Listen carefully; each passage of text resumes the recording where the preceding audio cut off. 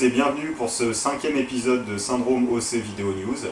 Au sommaire de l'édition, on va vous parler du chipset Intel X58, de info ou intox sur la nouvelle HD 4870, d'un nouveau waterblock pour 9800 GTX de chez Innovatech. On vous parlera aussi donc, du concours MSI, je vous en avais déjà parlé un peu auparavant, donc un concours d'overclocking MSI disponible donc, sur le forum syndromeoc.net.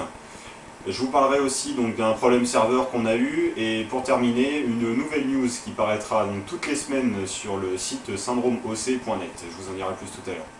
Le Intel X58, donc le chipset Intel X58 qui sortira en même temps que le NAEM, mais qui ne sera pas destiné à celui-ci, mais plutôt au Bloomfield, donc le Bloomfield qui lui est le haut de gamme du NAEM. Donc surnommons un nouveau socket, le socket LGA 1633, autrement appelé socket B. Donc une grande nouveauté donc sur ce chipset Intel X58, donc le contrôleur mémoire qui ne sera plus géré par le chipset mais par le processeur, donc qui sera intégré au futur processeur Intel. Une autre différence aussi, donc le FSB qui ne s'appellera plus FSB mais QPI, et le PCI Express, donc PCI Express qui sera géré en 2x16X 2.0 ou en 4x8X 2.0. Voilà, donc AMD fait déjà ce genre de choses pour ses processeurs, donc intégration du contrôleur mémoire depuis quelques temps. Donc Intel va se lancer donc, sur la même voie qu'AMD. Au niveau overclocking, donc il faudra attendre de voir la sortie de ces processeurs pour savoir si oui ou non ça va nous freiner donc, dans l'overclocking. La HD 4870 maintenant, donc info ou intox. Ce qui est sûr, c'est que la nouvelle série 4000 de chez AMD aura fait beaucoup parler d'elle ces derniers mois et risque de continuer. Donc le site Artspell nous propose un screen de 3D Mark 2006 réalisé avec une HD 4870 donc, à stock, complètement d'origine. Les scores atteints sont de 18 297 points, avec un Athlon 64 X2, donc 4400+, overclocké à 3 Go 185. Donc on vous laisse imaginer les scores atteignables avec les derniers 45 nanomètres de chez Intel. Pourquoi par exemple avec un QX 6850, je pense qu'on peut facilement dépasser les 20 000 points, tranquillement. Donc voilà, donc info ou intox, ça sera confirmé dans les mois à venir. Ce qui est un peu plus sûr, c'est les dates de sortie et donc les prix de ces nouvelles cartes. Donc la HD 4850 sortirait donc au mois de juin, donc mi-juin, au prix de 229 $. La HD 4870 sortirait à 349 $, donc un peu plus tard que la HD 4850.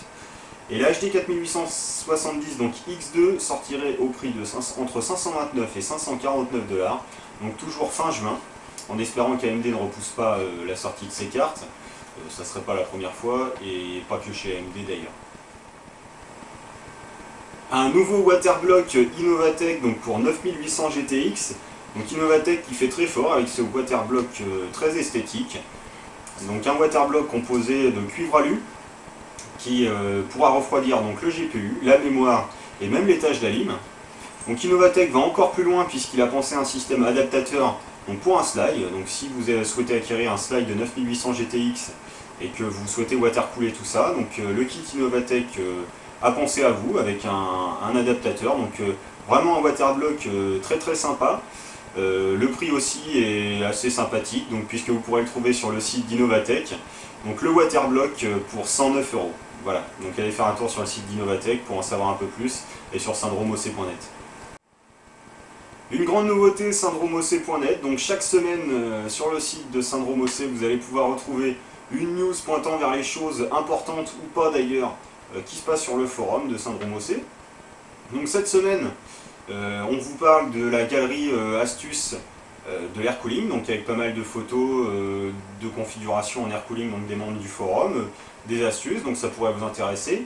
Du V-modage de vieilles cartes graphiques, donc si vous êtes intéressé par du V-modage, ou savoir comment ça marche, ce que c'est exactement, je vous conseille de vous rendre sur les topics. Ainsi que le premier DOD de Flavius, donc Flavius qui réalise son premier DOD. Donc allez voir aussi un topic relativement intéressant. Donc voilà, donc ça sera chaque semaine. Donc chaque semaine, vous allez retrouver toutes les infos importantes de notre forum directement sur syndromeoc.net. C'est son concours d'overclocking il y a maintenant un peu plus de 2 semaines. Donc dépêchez-vous, il vous reste à peine 2 semaines pour soumettre vos scores sur notre forum, donc le forum Syndrome OC, dans lequel vous allez retrouver rubrique overclocking, donc les modalités de participation, les benchmarks à utiliser et aussi un topic donc, de soumission des scores. Donc dépêchez-vous si vous souhaitez être sélectionné pour le concours MSI, il vous reste un peu moins de 2 semaines. Pour terminer, donc, nous tenions à nous excuser donc, du downtime de début de semaine. Donc, comme vous avez pu le remarquer, le site syndromeoc.net était en rade donc, une bonne partie de la semaine. Donc, le problème était dû à un crash de logiciel. Donc on en a profité pour remettre tout le serveur d'aplomb pour les futures évolutions de SOC. Donc comme ça c'est fait. Voilà, donc syndromeoc.net que vous pouvez surtout et maintenant retrouver sur syndromeoc.com. Voilà, donc je tiens aussi à remercier Truffman et tous ceux qui l'ont aidé cette semaine pour remettre le serveur d'aplomb. Chose qui n'a pas été facile, il y a eu pas mal de nuits blanches, donc beaucoup de travail. Mais maintenant ça marche et c'est sur pied, donc merci à vous les gars.